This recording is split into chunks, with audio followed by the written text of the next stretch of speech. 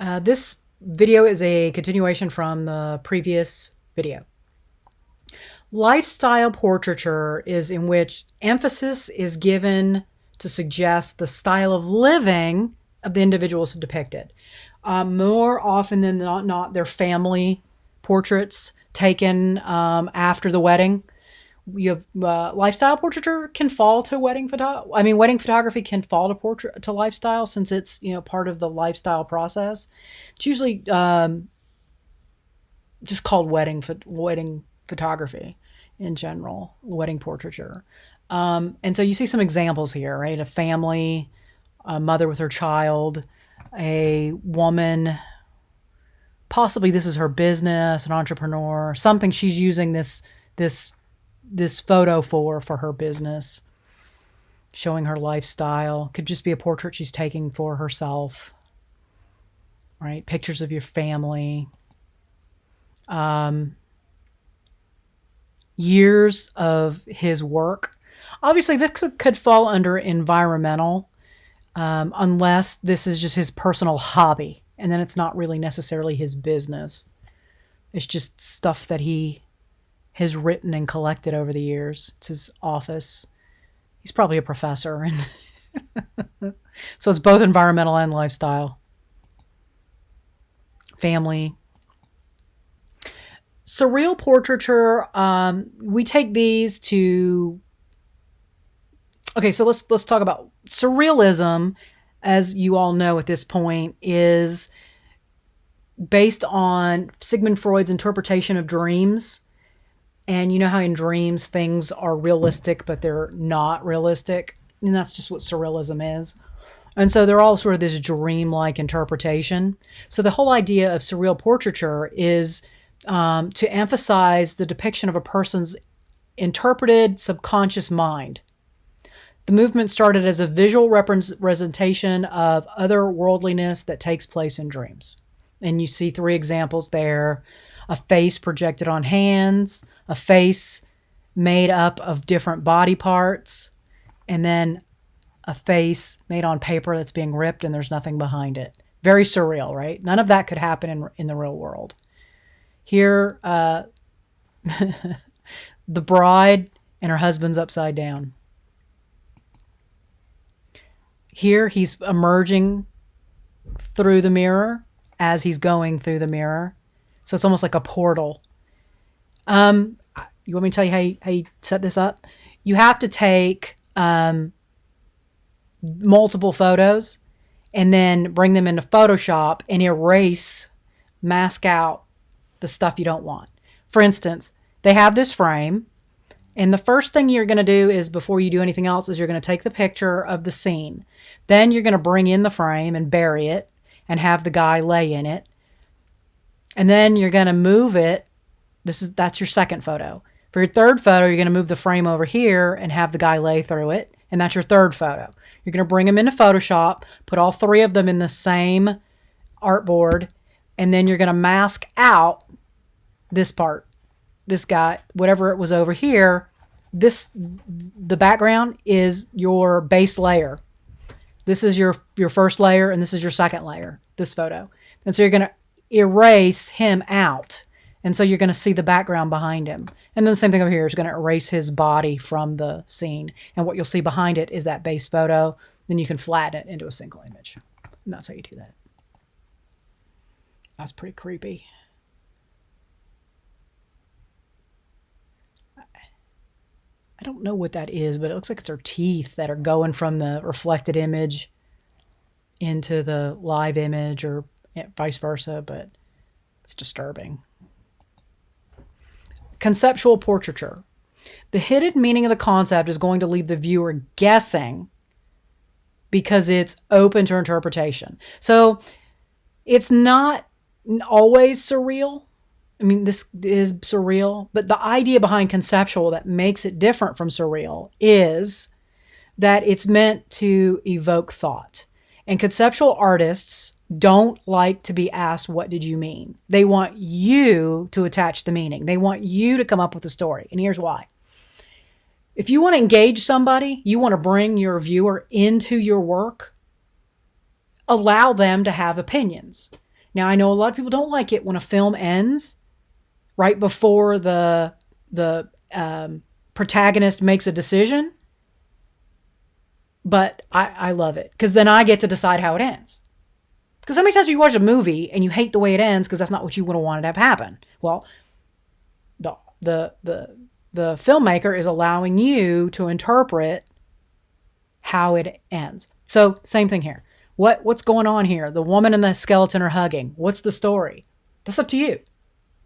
Now, it's not saying that the artist, the photographer, didn't have a story, because they did, but they made it vague and obscure enough so that you get to decide. What's going on here? I see Little Red Riding Hood. What's going on here, right? It's makeup on her face that looks like the constellation, and then there's some. I think they're using a blue light too to cause some of this gold to pop because it looks like it's illuminated. It's really beautiful. Anyway, so what it is up to you. Obviously bees are not that large, so this is a composite in Photoshop. What's the story?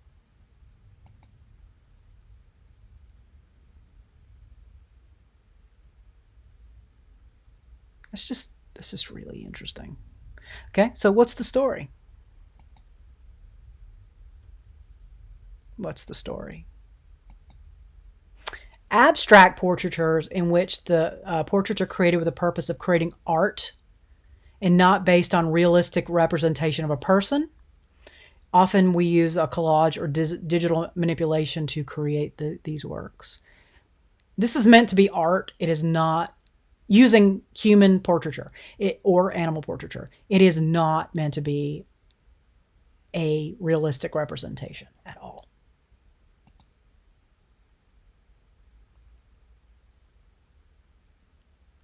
I'm trying to figure out what all that is. Water? It's like a cloud around her head. It's interesting. And then this looks like somebody took a photo in somebody swimming in water. And probably, normally I can tell you how something's done. I'm not entirely sure how that was done. But it looks like they've imposed the muscles. Somehow they have muscles over, because that's what I see, right? I see muscles.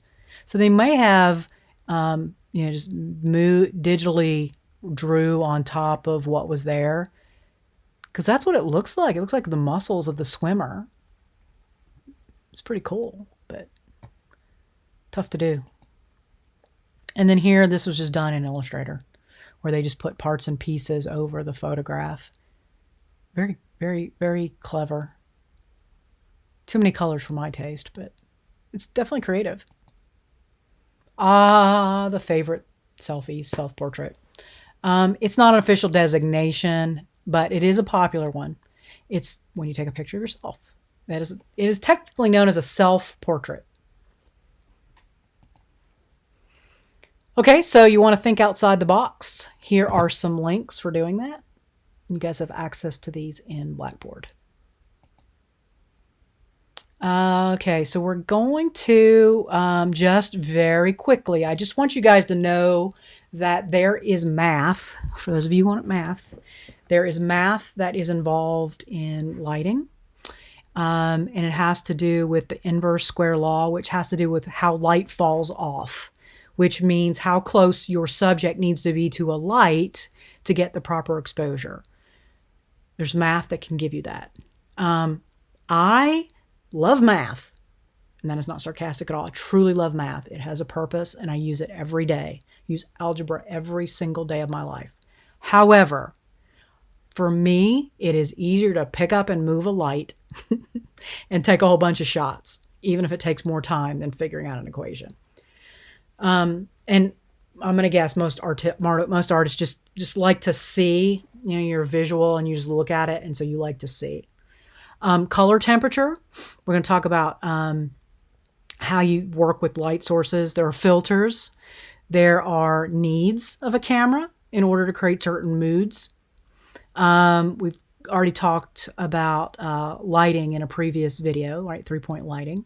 How do you know what to use? And then there's some other equipment that you can use, and you have to decide what type of light, what type of bulb, and then what type of, do you want to use a diffuser? Do you want to use a grid? Do you want to use a light stand?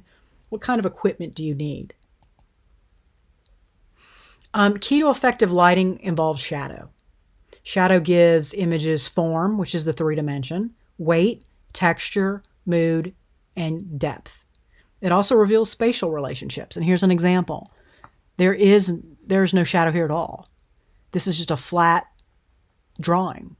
And as we begin to add more and more shadow, we get more and more information until we go from this flat 2-dimensional drawing to a 3-dimensional drawing. 3 considerations of light placement. You want to think about light around 180 degrees around your subject, but also 360 in the sense that you could have backlighting, rim lighting, hair lighting. What's the quality of the light that you want? Hard or soft? What do you want your shadows to be? Low key, high key, somewhere in between. Then we have to think about the quality of the light, right? Light quality is determined by 2 main attributes: the light source and the light proximity to the subject. The closer the light is, the harsher the light will be. The further away it is, the softer it will be. And that has to do with atmosphere and that original inverse square that we talked about. Because light waves are moving along and they begin to fall off. And the longer or the further away the light goes, the more that they start to fall off. And by fall off, I don't mean they disappear. They just move in opposite directions so that the further away you are from the light, the less of an impact it has. And we talked about you want to separate your subject from background in portrait photography. And there are multiple ways to do that. You can do that with the background. You can do that with a rim hair backlight. You can do that with contrast. And so here's what happens when light hits the subject. You're going to get something called specular highlights. And a specular highlight is where the light directly hits. It's the brightest spot, and it's often the nose, the forehead, sometimes the eyebrows here. You'll get the highlight in the eye, the lips, and sometimes the chin, sometimes the cheeks. And then you have what's called diffused reflection, and that's when after the light hits the subject, it bounces off and hits other parts of the face. And then, of course, you have the shadow where the light doesn't hit at all. Okay, we are going to stop here and continue in the next video.